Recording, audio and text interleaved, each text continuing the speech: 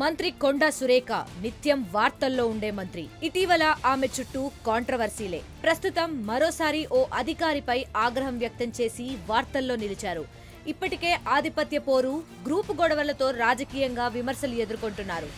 వ్యక్తిగత, ఇతర విషయాల్లోనూ తలదూర్చి తరచూ వివాదాస్పద మంత్రిగా వార్తల్లో నిలుస్తున్నారు. ఇటీవలి కాలంలో ఆమె చేసిన కమెంట్లు, చేష్టలపై అంతటా విమర్శలు వెల్లువెత్తుతున్నాయి. మనవరాలి పుట్టినరోజు వేడుక సందర్భంగా బీరు బిర్యానీ వీడియో నెట్టింట వైరల్ అయింది. ఆ తరువాత సినీ నటుడు నాగార్జున కుటుంబంపై కొండా సురేఖ చేసిన వ్యాఖ్యలు తీవ్ర వివాదానికి దారితీశాయి. నాగార్జున దాఖలు చేసిన పరువు నష్టం కేసు విచారణ ఇంకా కోర్టు పరిధిలోనే ఉంది.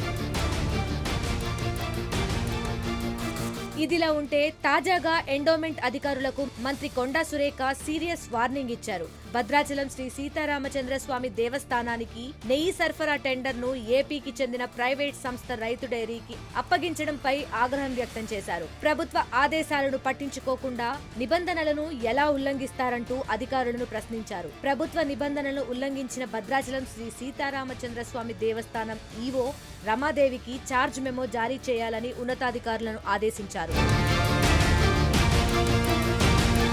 ప్రభుత్వ రంగ సంస్థ అయిన విజయ డైరీకే నెయ్యి సరఫరా కాంట్రాక్టు అప్పగించాలని మంత్రి కొండా సురేఖ స్పష్టం చేశారు. తిరుపతి పుణ్యక్షేత్రంలో లడ్డూ తయారీలో కల్తీ నెయ్యి వివాదంతో తెలంగాణ ప్రభుత్వం అప్రమత్తమైంది. రాష్ట్రంలోని ప్రసిద్ధ పుణ్యక్షేత్రాలకు ప్రభుత్వ రంగ సంస్థ విజయ డైరీ నుంచే నెయ్యి సరఫరా జరపాలని ఆదేశించింది. దీంతో దేవాదాయ శాఖ ముఖ్య కార్యదర్శి శైలజా రామయ్యర్ గతంలోనే అధికారిక ఉత్తర్వులు జారీ చేశారు.